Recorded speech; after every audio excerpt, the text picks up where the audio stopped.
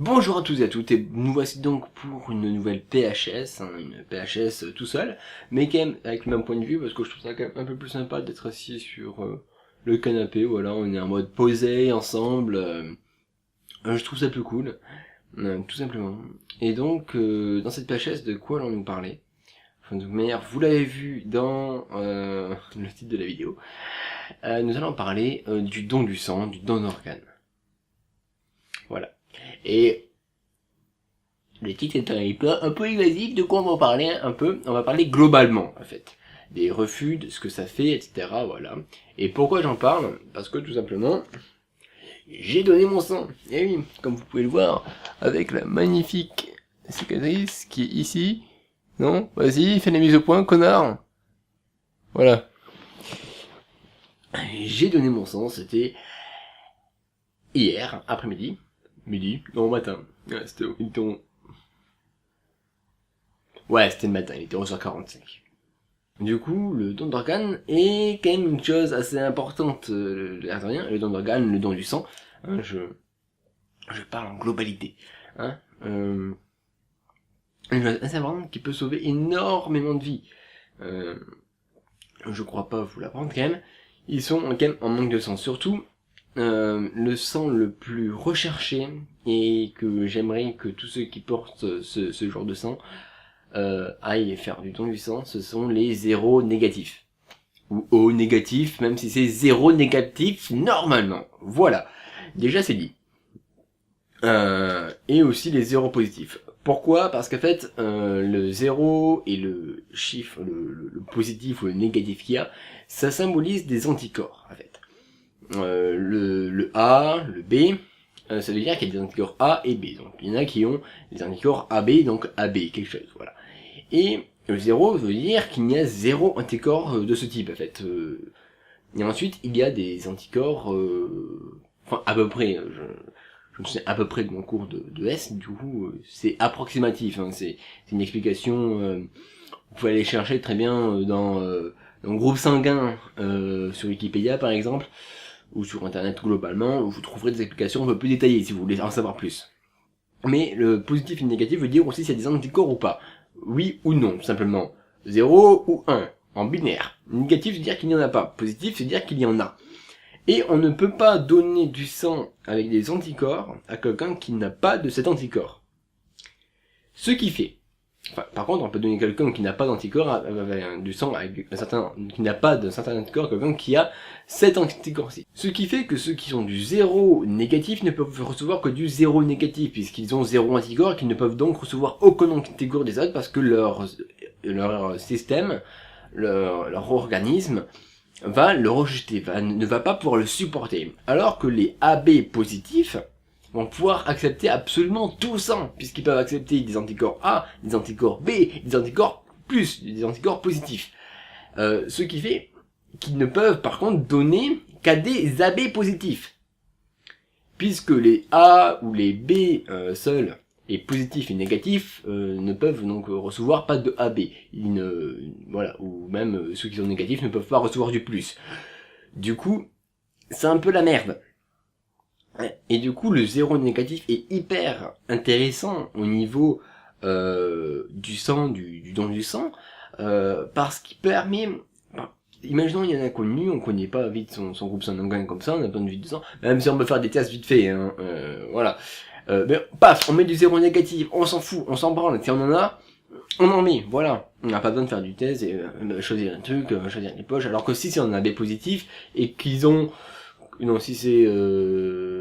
Ouais, si c'est un zéro négatif et qu'ils ont zéro et qu'ils n'ont aucun sang du groupe sanguin zéro négatif, ils sont dans la grave merde. Tout simplement parce que la personne ne peut pas recevoir d'autres sang. Du coup, ceux qui ont zéro négatif ou même zéro positif, puisqu'ils peuvent donner au zéro positif, au A positif, au B positif et au AB positif. Ce qui est quand même une bonne marge, une bonne... Les zéros sont quand même de bonnes trucs de sang, même si les zéros négatifs sont meilleurs. Putain, je me répète. Du coup, voilà, je demande à ceux qui ont zéro négatif ou zéro positif de donner leur sang. Je suis moi-même zéro positif, hein, et de toute manière, ça permet de sauver beaucoup de vies. Alors pourquoi pas ne pas en donner, sérieusement. Ok, ça fait une petite piqûre, mais honnêtement ça fait pas mal, même si je suis un petit peu phobique des piqûres.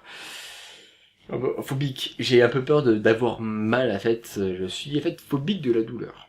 Voilà, c'est peut-être bizarre dit comme ça, mais je déteste, enfin personne n'aime avoir mal, mais je déteste, j'ai peur d'avoir mal, j'ai peur de me blesser.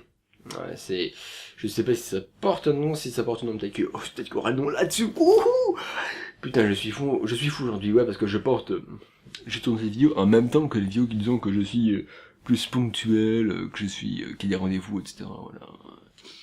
Voilà, comme vous pourrez deviner avec mon petit polaire rouge. Du coup, voilà. Et le don d'organes, c'est pareil. C'est hyper important. Ça permet de donner des organes, tout simplement. Et pour information, on est donneur d'organes de nos jours aux volontaires d'office. On est donneur d'organes d'office, de toute manière.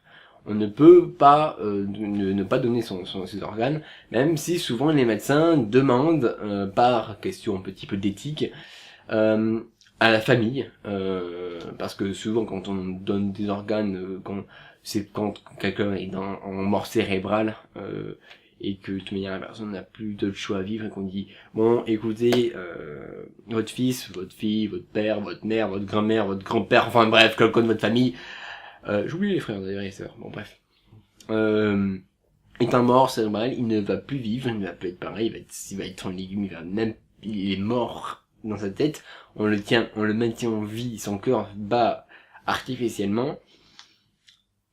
Mais quelqu'un à côté a besoin d'un cœur, a besoin, je sais pas si on sait greffer les cœurs, enfin bref, a besoin d'un foie, a besoin d'un estomac, a besoin, enfin bref, n'importe quel organe qui peut se greffer. Acceptez-vous qu'on prélève cet organe-ci et qu'on le donne à ce patient qui en a besoin. Il le demande.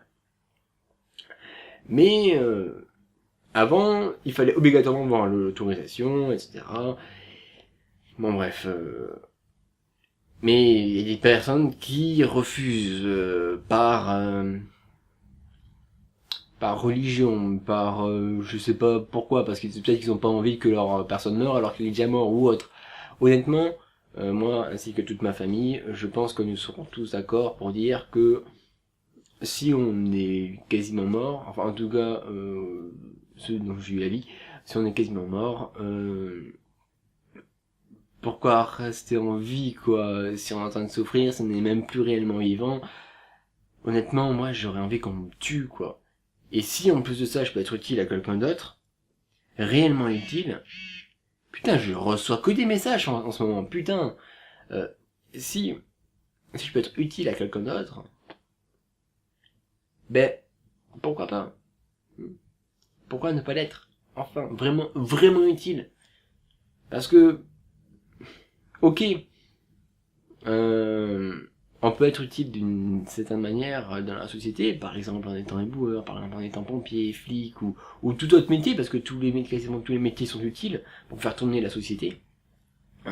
Si commence à ne plus avoir de magasins, plus personne pour remplir les rayons, par exemple, je pense ça parce que je fais ça comme travail pour l'instant. Et s'il y a plus personne pour nettoyer les rues, ben la société va devenir un peu bancale.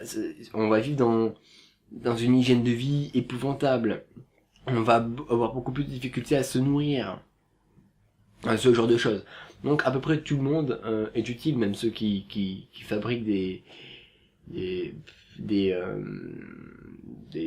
des trucs genre automatiques, là, genre comme les ascenseurs. Coucou Lenny. Même ceux qui fabriquent les téléphones, même ceux qui les conçoivent, parce que c'est quand même, ça permet d'augmenter la qualité de vie, ça permet d'un petit peu s'occuper, etc. Donc à peu près tout le monde est utile, même s'il y a des médias plus utiles que d'autres, j'ai envie de dire.